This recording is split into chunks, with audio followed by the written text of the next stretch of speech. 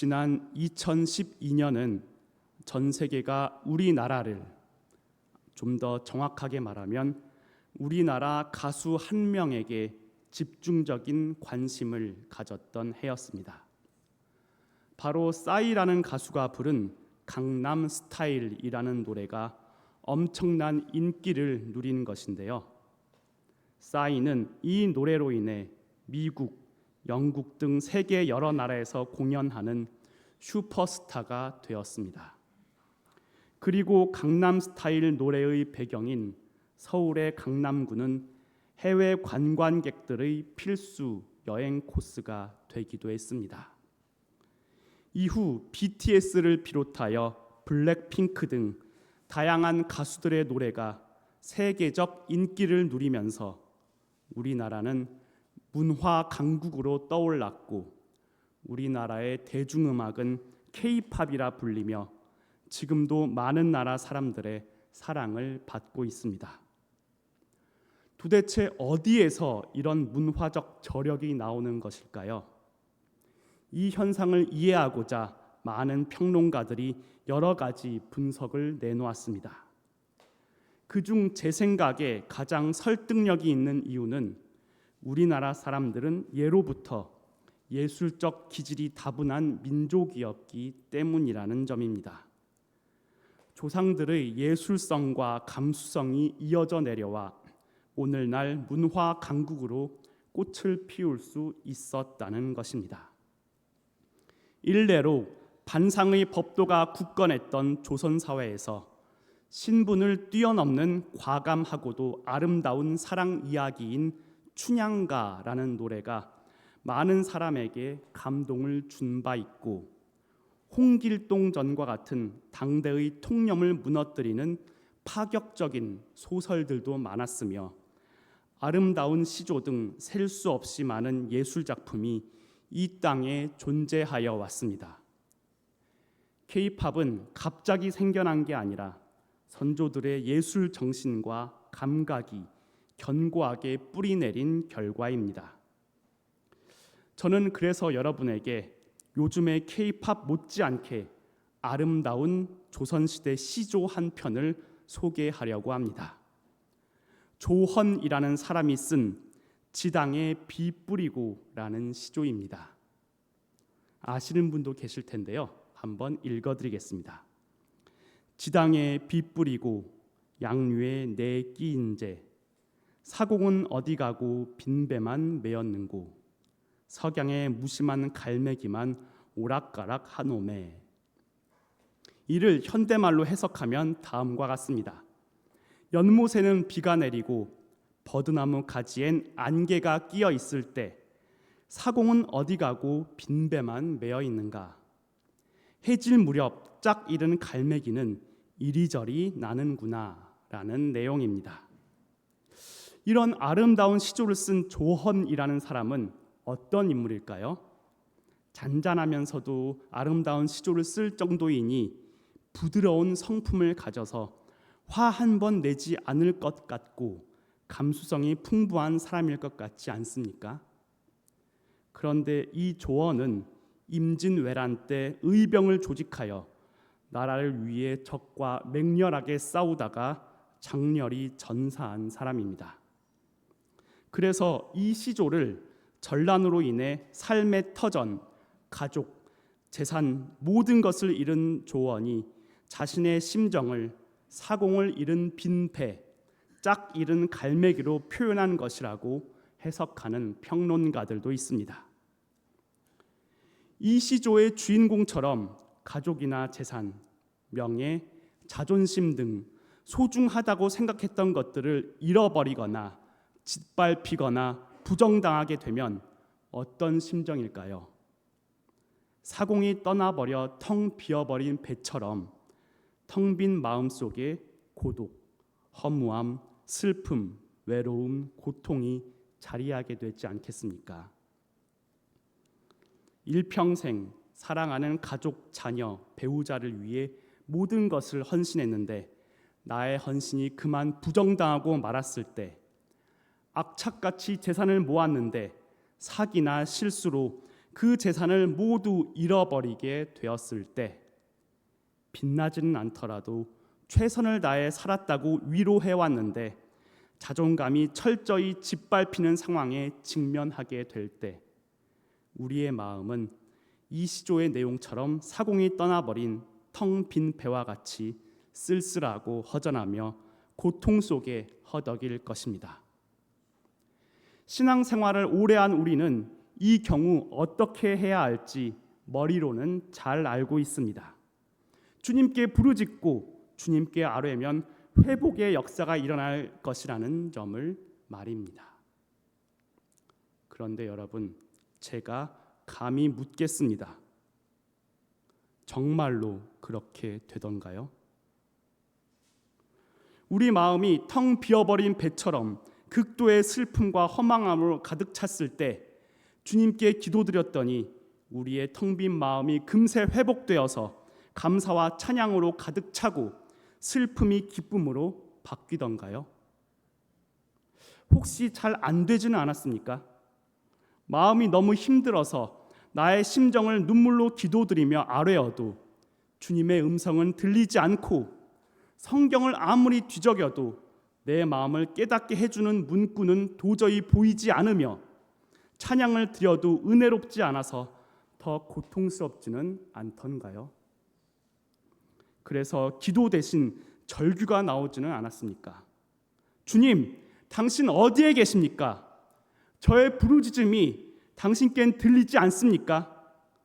주님, 저 힘듭니다. 저 아프다고요. 하나님, 듣고 계십니까? 오늘 본문은 이처럼 고통에 몸부림치는 사람들을 위한 것이기도 합니다. 우리의 텅 빈 마음에 예수님께서 찾아오셔서 회복을 이루어가는 과정에 대해 말하고 있기 때문입니다. 오늘 본문을 통해 참된 회복을 위해 우리가 중요하게 여겨야 할 것은 무엇인지를 나누고자 합니다. 본문 1절에 의하면 많은 사람이 예수님께 몰려와서 하나님의 말씀을 듣고자 했습니다. 그런데 다음 2절에 따르면 예수님의 근처에 있으면서도 정작 예수님께서 선포하시는 진리의 말씀에는 별로 관심이 없어 보이는 사람들이 등장합니다. 바로 어부들입니다. 그들은 사람들이 모여 있건 말건 예수님께서 무슨 말씀을 하시든지 말든지 관심 없이 그저 자신들의 일, 즉 그물 씻기만을 할 뿐이었습니다. 왜 이들은 이토록 예수님에 대해 또 말씀을 듣기 위해 모여든 무리에 대해 예수님께서 말씀하시는 진리에 대해 이토록 무심했던 것일까요? 그들의 마음이 텅 비어버렸기 때문입니다. 5절을 보면 이유를 알 수 있습니다. 이 어부들은 저녁 내내 잠도 못 자고 악착같이 노력했지만 물고기를 전혀 잡지 못했던 것입니다. 밤이 새도록 이어진 모든 노력이 다 허사가 되고 말았던 것입니다.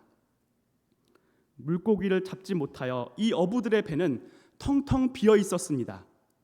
빈 배를 바라보는 어부들의 마음도 텅 비었을 것입니다. 마음의 빈자리는 앞으로 어떻게 살아가야 하나라는 걱정과 한숨이 대신하고 있었을 것입니다. 물고기를 전혀 잡지 못했다는 것은 당장 먹고 살 길이 막혔다는 뜻입니다. 굶어 죽을 수밖에 없다는 의미입니다. 배에 타고 있던 이 어부들만 굶어 죽는 게 아니라 그들이 모시는 늙은 부모, 배우자, 자녀들까지 모두 굶주림을 면할 수 없는 심각한 상황입니다. 이런 상황에서 예수님께서 진리의 말씀을 선포하신다고 한들 그들의 귀에 그 말씀이 들어오겠습니까?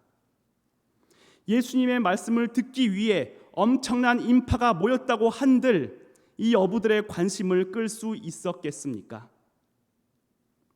아마 이 어부들은 이렇게 말하지 않았을까요? 네, 그래요. 얼핏 들어보니 좋은 말씀인 것 같기는 하네요.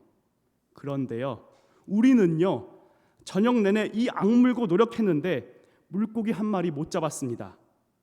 그래서 지금 굶어 죽게 생겼어요. 우리에게 필요한 건 거창한 말이 아니라 나와 소중한 가족을 굶주림에서 구할 따뜻한 식사 한 끼입니다. 당장 오늘 먹을 것이 없는 우리에게 복음이니 진리니 하는 건 사치에 불과합니다. 정말로 하나님이 계신다면 우리를 굶어 죽지 않게 해주셔야 하는 거 아닙니까? 우리의 노력을 알아주셔야 하는 거 아니에요? 아마 이렇게 말하면서 하나님을 원망하며 복음이라는 건 배부른 자들의 허영이라고 생각했을지도 모릅니다. 지금을 살아가는 이 시대의 사람들 또한 어부들과 달라 보이지 않습니다. 학생들은 학업에 몰두하느라, 청년들은 좋은 일자리를 얻기 위한 준비를 하느라, 성인들은 생업에 전념하느라 너무 힘들다 보니 진리의 말씀인 복음에는 관심이 없습니다. 더 나은 미래를 위해 노력하는 것이 잘못되었다는 게 아닙니다. 문제는 이들의 노력이 자신들이 처한 문제를 근본적으로 해결해 줄 수 없다는 데 있습니다. 잘 안 됩니다. 장기적인 경기 침체로 인해 양질의 일자리가 점점 줄어들어서 젊은이들이 아무리 노력해도 모두가 자신이 원하는 직장에 취업하는 건 어렵습니다. 경제가 어려워서 많은 기업이 인원을 감축하기에 직장에서 아무리 열심히 일해도 해고되는 경우가 정말 많습니다. 이렇듯 나의 노력은 내가 원하는 결과로 나를 이끌어주지 못합니다. 이를 악물고 노력해도 아무런 성과가 없을 때 노력과 희망으로 꽉 찼던 마음은 텅 비어버리게 됩니다. 그리고 그 빈 마음으로 말할 수 없는 슬픔과 고통, 고독과 허망함이 밀려옵니다. 우리 스스로는 이 마음을 도저히 달랠 수가 없습니다. 아무리 노력한다 한들 텅 빈 마음을 회복하지 못합니다. 우리는 불가능합니다. 오직 하나님만이 가능합니다. 그래서 오늘 본문을 보면 이 어부들에게 예수님께서 다가오십니다. 드디어 예수님께서 다가오시니까 이제 다 해결될 것 같습니다. 예수님께서 이 어부들에게 그동안 아이고 고생 많았지, 괜찮아, 다 잘 될 거야 라고 말씀해 주시고 그들을 보듬어 안아주시며 위로해 주신다면 어부들은 주님의 위로를 받고 삶을 살아갈 큰 힘을 얻게 되지 않겠습니까? 혹은 아예 예수님께서 기적을 베풀어 주셔서 하늘에서 물고기가 우수수 떨어지게 해주신다면 어부들은 굶주림을 면할 것이고 기적을 직접 목격했기에 예수님을 찬양하며 그분을 따르게 될 것입니다. 참 쉽고도 간단한 해결책입니다. 그런데 예수님께서는 그렇게 하지 않으십니다.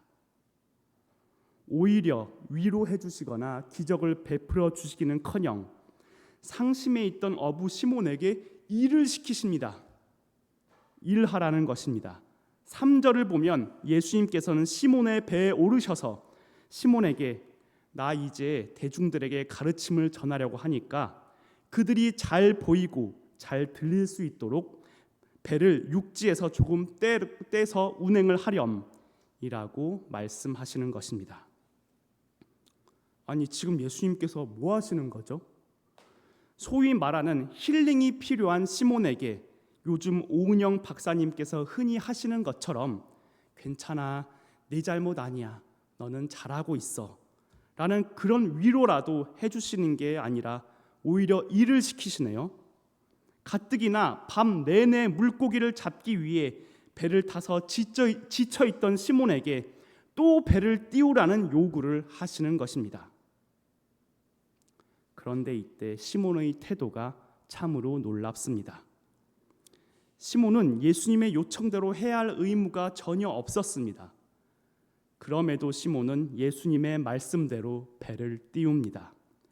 몸은 피곤하고 마음은 텅 비어버린 시몬으로서는 쉽지 않은 결정이었을 것 같습니다. 시몬이 과연 기꺼이 예수님의 요청을 따르는 것인지 아니면 하기 싫지만 마지못해 한 일인지 우리는 알 수 없습니다. 시몬은 이 순종을 통해 두 가지 복을 받게 되었습니다. 첫째, 시몬은 복음 전파 사역에 쓰임 받았다는 것입니다. 시몬이 배를 띄움으로 인해 많은 인파에게 예수님의 말씀이 가장 잘 전달될 수 있는 위치를 확보할 수 있었습니다. 그 결과 사람들은 예수님께서 선포하시는 하나님의 말씀을 제대로 잘 들을 수 있었습니다. 시몬은 아직 예수님의 제자가 아니었음에도 불구하고 예수님의 요청에 순종한 결과 위대한 복음 전파의 통로가 될 수 있었던 것입니다. 하지만 이것은 어찌 보면 부차적인 것에 불과합니다. 시몬이 받은 가장 큰 복은 예수님을 배에 태운 결과 예수님께서 말씀하시는 복음을 가장 가까이에서 가장 정확하게 예수님 바로 옆에서 들을 수 있었다는 것입니다. 많은 사람이 예수님의 가까이 오고 싶어 했을 것입니다. 그런데 그 많은 사람을 제쳐두고 시몬이 바로 예수님의 가장 가까이에서 복음을 들을 수 있었습니다. 그런데 왜 예수님께서는 위로가 필요하고 먹을 것이 필요한 시몬에게 그가 필요로 하는 것을 주지 않으시고 말씀만을 가까이에서 듣게 하셨을까요? 바로 말씀이야말로 시몬에게 가장 필요한 것이었기 때문입니다. 우리는 흔히 착각합니다. 굶주린 사람에게 가장 필요한 것은 음식이고 관계가 깨져 힘들어하는 사람에게 가장 필요한 것은 관계의 회복이라고 생각하기 쉽습니다. 그러나 예수님께서는 오늘 본문을 통해 말씀하십니다. 가장 필요한 건 말씀이다. 말씀 자체인 나다. 텅 빈 마음을 움켜잡고 고통 속에 몸부림치는 너에게 가장 필요한 것은 바로 나, 예수다 라고 말씀하시는 것입니다. 그러니 시몬아, 나의 가장 가까이에 붙어 있거라, 이렇게 말씀하신 것입니다. 그래서 예수님께서는 시몬에게 배를 띄우게 하심으로써 시몬을 당신의 가장 가까운 곳에 두셨던 것입니다. 가장 가까이에서 당신의 말씀을 듣게 하시고 가장 가까이에서 복음 전파 현장을 목도하게 하셨습니다. 이 한 번으로 끝나지 않았습니다. 공생의 기간 내내 베드로가 된 시몬은 늘 예수님과 가장 가까이에 있게 됩니다. 이것이 바로 진정한 회복입니다. 텅 빈 마음의 회복은 우리가 간절히 바랬던 것을 성취하는 것도 아니고 좋은 직장에 들어가서 많은 돈을 벌거나 사람들과의 관계가 원만히 이루어지는 것도 아닙니다. 자녀가 잘 되고 건강하게 되는 것도 아닙니다. 그런 건 근본적인 회복이 될 수 없습니다. 근본적인 회복이란 예수님 곁에 있는 것, 주님을 늘 가까이 하는 것, 하나님에게서 멀어지지 않는 것입니다. 예수님께서는 시몬에게 진정한 회복을 주시고자 그에게 배를 띄우라는 일을 시키셨던 것입니다. 구약 성경의 예언서들을 보면 남유다와 북이스라엘은 세월이 흐를수록 국가적 위기에 봉착합니다. 외세의 침략으로 인해 국제 정세는 불안정해졌습니다. 정치가들은 백성들을 착취하고 핍박했습니다. 백성들의 삶은 도탄에 빠졌습니다. 아기가 엄마의 젖을 빠는데 모유가 나오는 게 아니라 피가 나옵니다. 엄마는 이미 죽어 있었기 때문입니다. 먹을 것이 없어서 부모가 자기 자녀를 삶아 먹을 정도였습니다. 사회적 모순은 극에 달해 있었습니다. 그때 예언자들이 등장했습니다. 그리고 이 국가적 난국을 타개할 해결책을 제시합니다. 이들은 외교를 통해 국제 평화를 모색하며 백성들의 안전을 보장하고 사회 정의를 세워서 백성들을 핍박하지 않는 국가를 만들고 굶주림을 면하기 위한 획기적인 식량 생산 증대 방안을 우선적으로 말하지 않았습니다. 구약의 예언자들이 입을 모아 가장 우선하여 말한 대안은 한결같이 이 한 가지였습니다. 하나님께 돌아오라. 아니, 지금 이스라엘 상황은 사람들이 굶어 죽어간다니까요. 계속되는 전쟁으로 인해 살육당하고 약탈당하고 있다니까요. 그렇다면 목숨을 구할 방안을 먼저 말해야 하는 거 아닙니까? 일단 살아야 하나님을 믿을 거 아닙니까? 그런데 아니라는 겁니다. 하나님께 돌아오는 게 먼저라는 겁니다. 하나님 곁에 머물러야 하는 게 가장 우선한다는 것입니다. 그게 먼저입니다. 사랑하는 관상교회 성도님 여러분, 사공이 떠나버리고 텅 비어버린 배처럼 우리 마음에 텅 빈 상태에서 고통과 슬픔과 허망함만이 가득할 때, 그때가 가장 하나님을 찾아야 하고 하나님 곁에 머물러야 할 때입니다. 아니요, 나는 돈 때문에 힘들다고요. 내가 지금 빚이 카드 빚이 얼마인지 아시나요? 나는요, 사람들에게 존중받지 못하고 멸시당해서 힘들지 다른 것 때문에 힘든 게 아닙니다 라고 말할 수 있을지도 모릅니다. 하지만 그럼에도 진정한 해결책은 우리 마음에 찾아오신 예수님 곁에 머무르는 것입니다. 자, 그러면 이런 의문이 들 것입니다. 네, 저 다 해봤어요. 기도도 해보고 성경도 열심히 읽어보고 찬양도 계속 불러봤습니다. 그래도 회복이 안 되던데요. 주님께서는 내 기도를 들으시는지 안 들으시는지 모르겠던데요. 그래서 4절부터 이어지는 본문의 내용이 중요합니다. 예수님께서는 4절에서 시몬에게 말씀하십니다. 깊은 데로 가서 그물을 내려 고기를 잡으라. 그런데 5절을 통해 알 수 있다시피 이건 이미 시몬이 다 해봤던 것들입니다. 시몬은 어부로서 물고기 잡는 전문가입니다. 그런 그가 깊은 곳에 안 가봤겠습니까? 이미 가봤습니다. 이미 가봤는데 거기서 물고기 한 마리도 안 잡혔습니다. 이미 다 해봤는데 안 됐다고요. 그런데 5절에 나오는 시몬의 고백이 너무나 큰 의미로 다가옵니다. 시몬은 말합니다. 주님, 저 해봤어요. 거기서 해봤는데 물고기 안 잡혔습니다. 그럼에도 주님께서 말씀하시니까 그 말씀에 순종해서 다시 해볼게요. 다시 깊은 곳으로 가서 그물을 내려보겠습니다. 다시 하는 겁니다. 다시 순종하는 겁니다. 해봤는데 안 됐나요? 열심히 예배드리고 열심히 기도드리고 찬양드리고 다 해봤는데 도저히 회복이 되지 않고 아무런 해결이 안 되던가요? 다시 해봅시다.